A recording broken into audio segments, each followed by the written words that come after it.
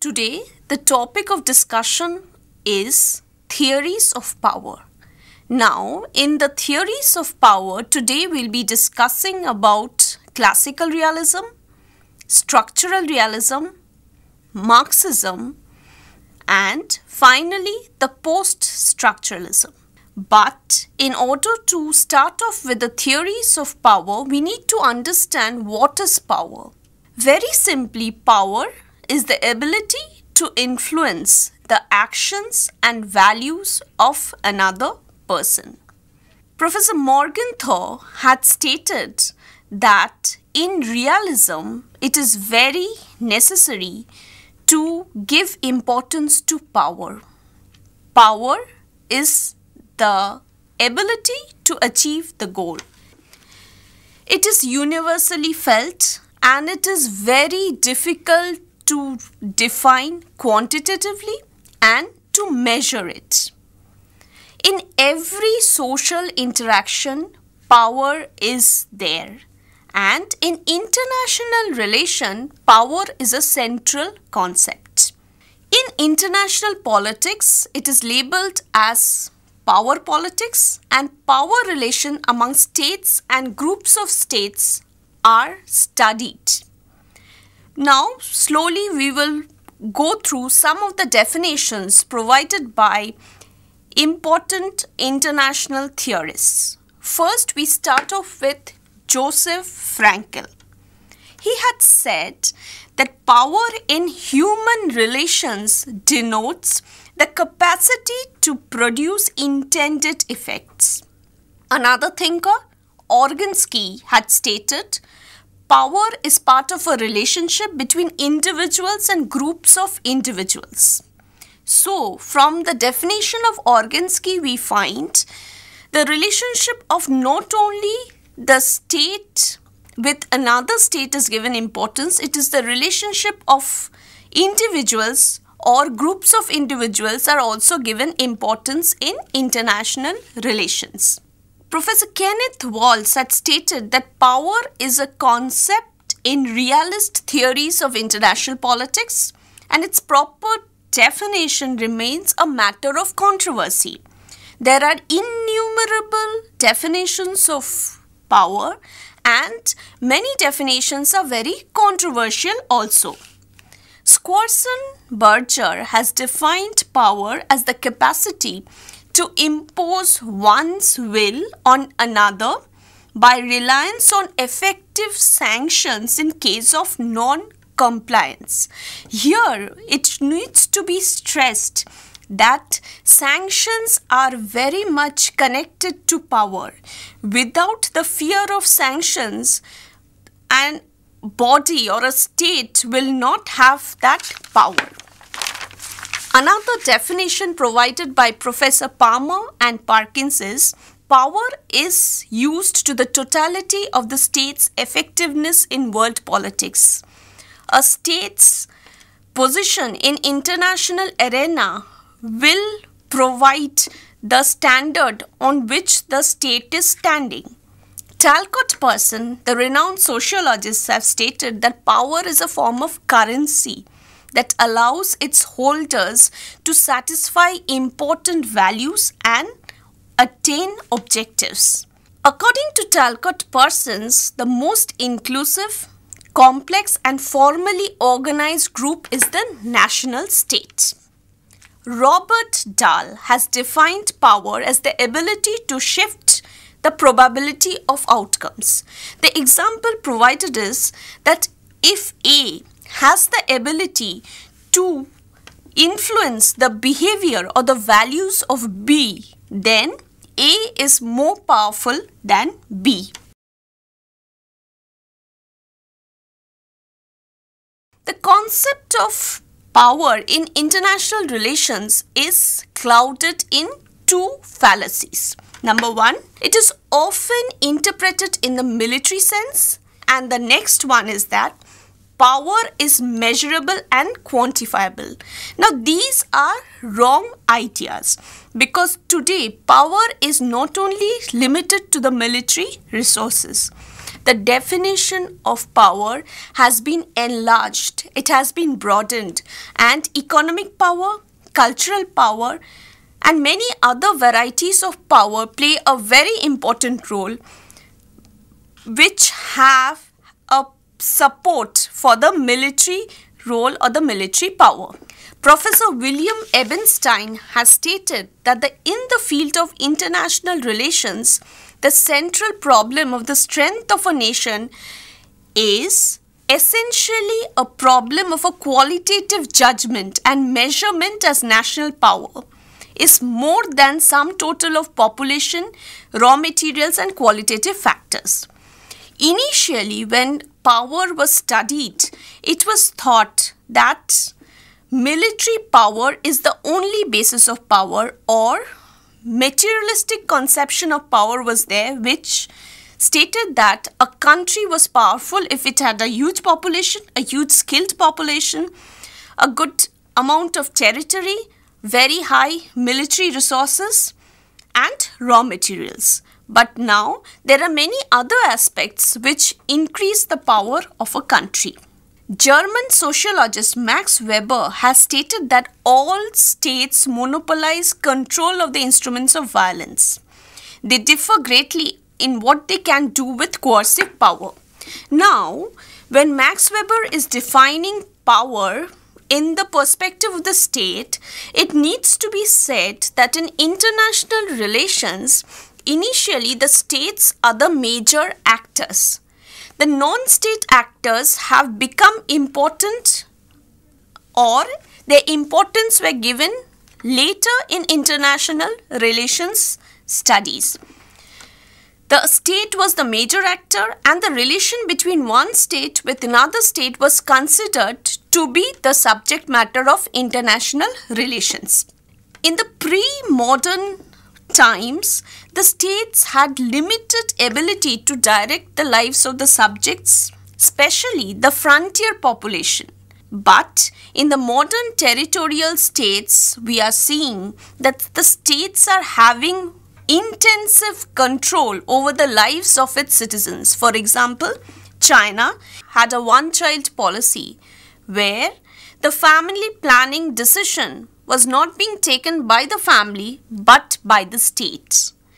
Michael Mann has talked of this power as intensive power. It's a power that can be projected deep into society. Another form of power is the extensive power. This is the power that can be projected across territories. The global reach with the coming in of the technology, with the use of the media, the global reach of the states as actors or the non-state actors have increased many-fold.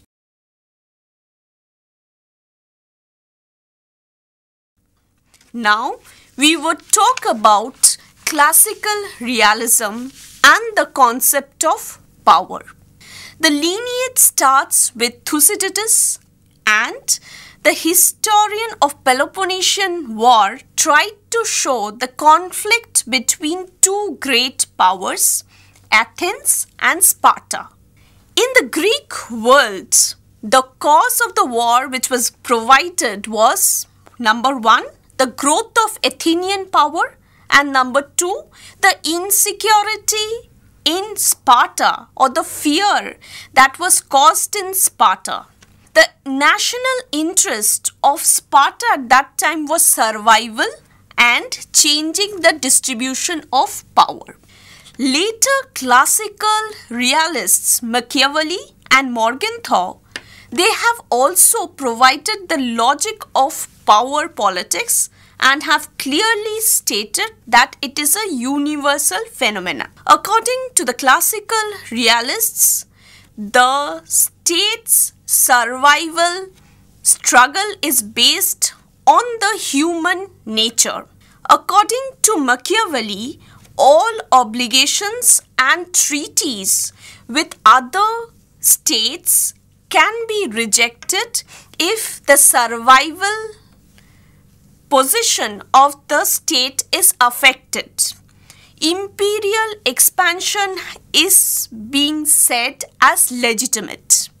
The drive for power and will to dominate is the fundamental aspect of human nature, and the realists have tried to show that the state is a reflection of human nature with its own forms of insecurities, and in order to survive, it is always trying to increase its power, and which is leading to maximization of power struggle and diminish the power of the other actors. The state's behavior is like a self-seeking egoist.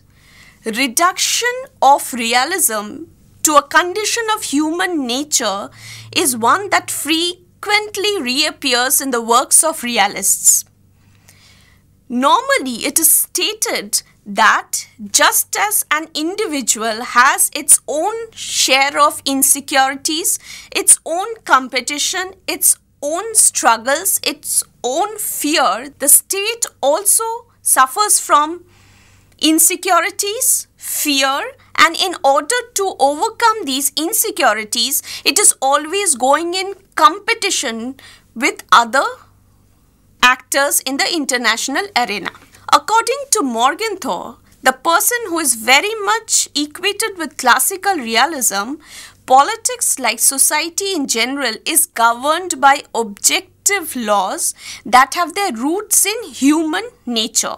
Power has been defined in material resources. Now, what do we understand by material resources? It includes population, it includes the size of the armed forces, it includes the gross national products.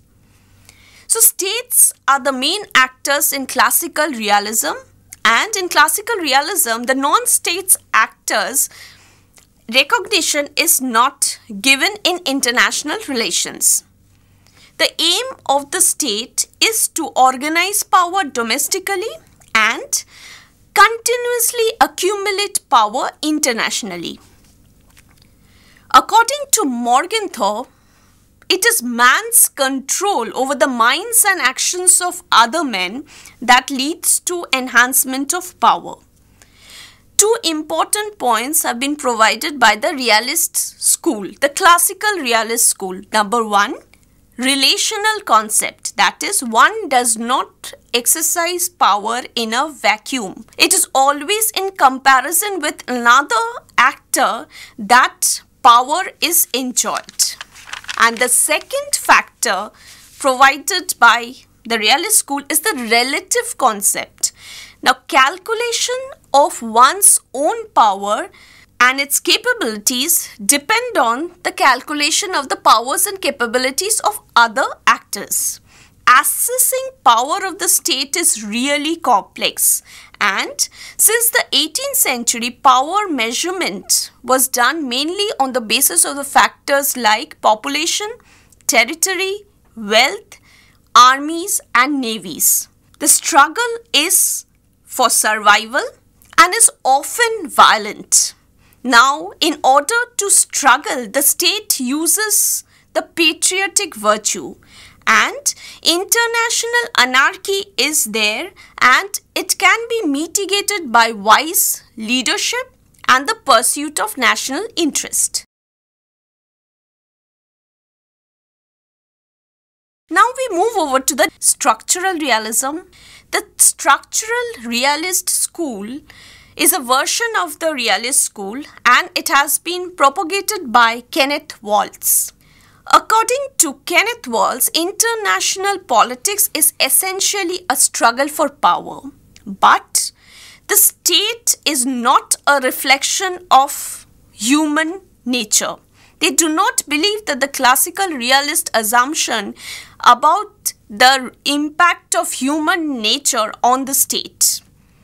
There is always security competition among states, and as there is a lack of an overarching international authority, there is difficulty in solution of a problem which arises in international relations. There is a relative distribution of power in international system, that the anarchy which is existing, that is, it's a decentralized realm of international politics, has been a part and parcel of realism.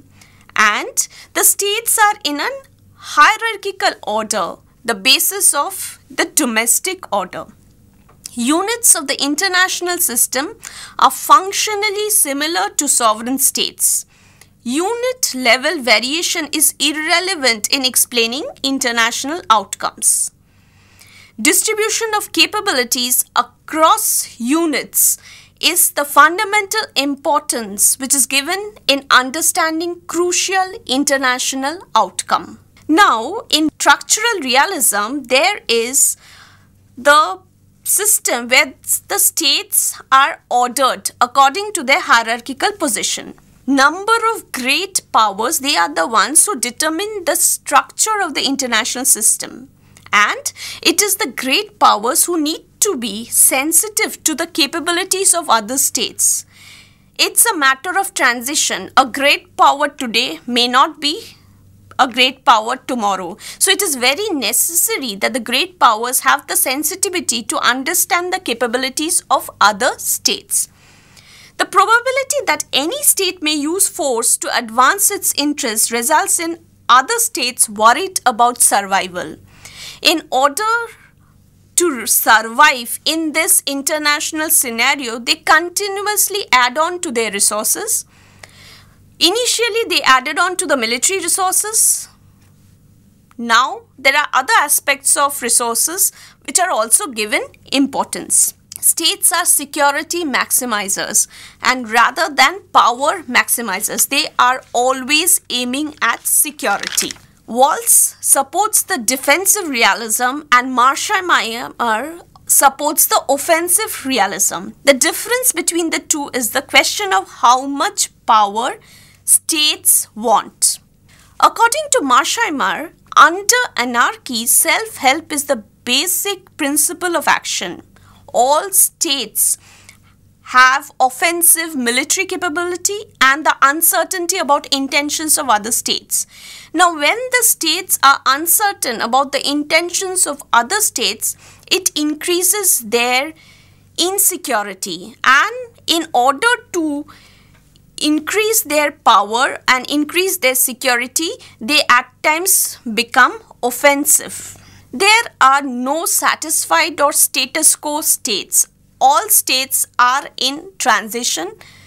Their positions are changing every other day. All states are searching for opportunities to gain power at the expense of other states. The best path to peace is to accumulate more power. This perpetual great power competition exists according to the realists in international relations. Another school which we can call the neoclassical realist, and the name very much associated with this school is Stephen Walt, has stated that the position of a country in the international arena can be influenced by the domestic politics and the leader's perception of distribution of power.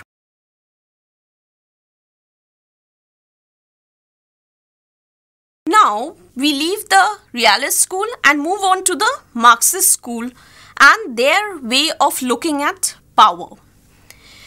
According to Marxism, the world has been divided on the basis of economic status. Political motivations are not at all that important. According to Marx and Engels, the base is the economy and the superstructure consists anything other than economy, that is polity, culture, society and other aspects.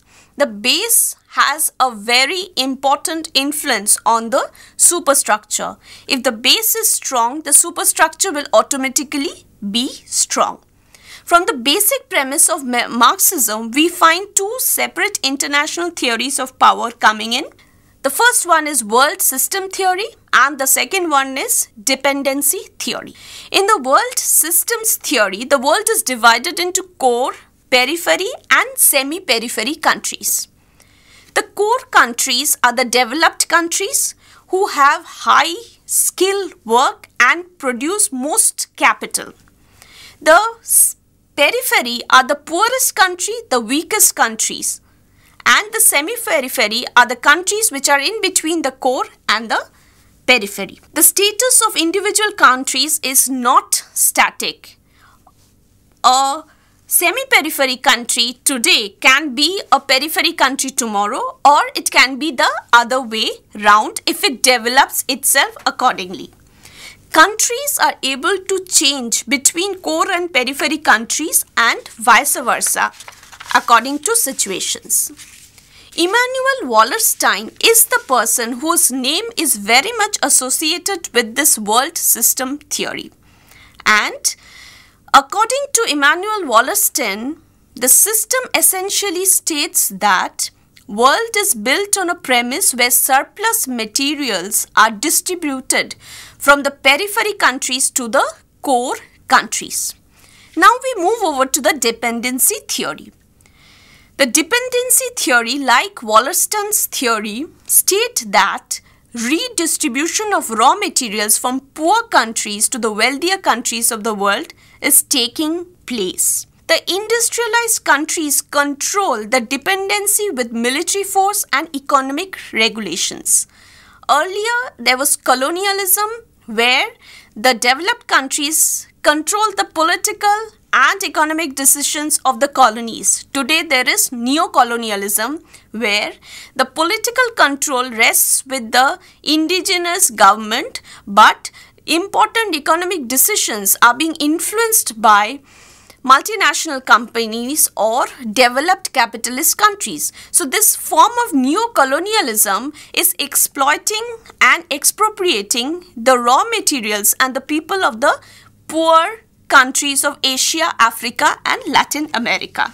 Dependency theory states that poverty of countries in the periphery is not because they are not integrated into the world system or not fully integrated, as is often argued by free market economists, but because how they are integrated into the system. Dependency theory rejected this view, arguing that underdeveloped countries are not merely primitive versions of developed countries, but have their unique features and structures of their own, and importantly are in a situation of being the weaker members in the world market economy. It has to be remembered that the Western concept of development is not always the ideal form of development. The indigenous form of development can help the country to develop from base, and that could help the people in their own way. Sociologist Fernando Henrique Cardoso summarized his version of dependency theory. Number 1, there is financial and technological penetration by the developed capitalist centers of the countries of periphery and semi-periphery. Number 2, this produces an imbalance in the economic structure both within peripheral societies and between them and centers. Number 3, this leads to limitations on self-sustained growth in the periphery. Number 4, this favors the appearances of specific patterns of class relations. And finally, this requires modification in the role of the state to guarantee both the functioning of the economy and political articulation of the society. Now we would talk about the post-structuralism. Now the post-structuralists understand power as productive, that is referring to the constitution of subjectivity in discourse. Knowledge is interwoven with power. Constructivists have offered two important additions to this view of power. Number 1, forces of power go beyond material. Number 2, they can also be ideational. States, including great powers, crave legitimacy, the belief that they are acting according to and pursuing the values of the broader international community. There is a direct relationship between legitimacy and cost of a course of action. All the great powers and the states and non-state actors are always trying to legitimize their own actions. Now it is said that greater the legitimacy, the easier time they will have convincing others to cooperate with their policies. On the other hand, lesser the legitimacy, the more costly the action may become.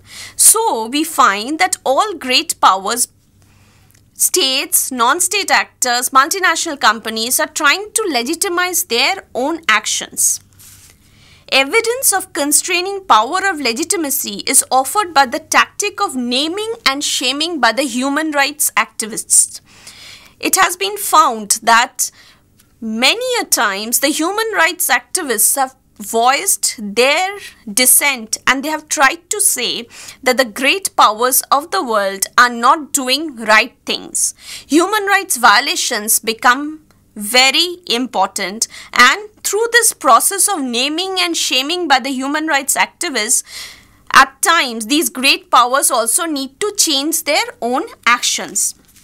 If states did not care about reputation and perception, then they would not have changed their behavior. But in the long run, all states are concerned about their image in the international arena. Effects of power go beyond the ability to change behavior. Power also includes the knowledge, the fixing of meanings. And another thing which is very important is that knowledge is not opposed to power. According to Foucault, power is productive. It comes about when discourses constitute particular subject positions as the natural ones. Post-structuralists in international relations have picked up Foucault's more specific conceptualizations of power, namely biopower. Now, biopower works at two levels. At the individual level, discipline and control of bodies are significant, and at the collective level, governments and other institutions seek to manage the whole population. Post-structuralism recognizes the power of discourse to shape reality. So, in fine, today the lecture has provided different dimensions of power, the different theories of power, and tried to show that other than the state, the non-state actors also play a very important role.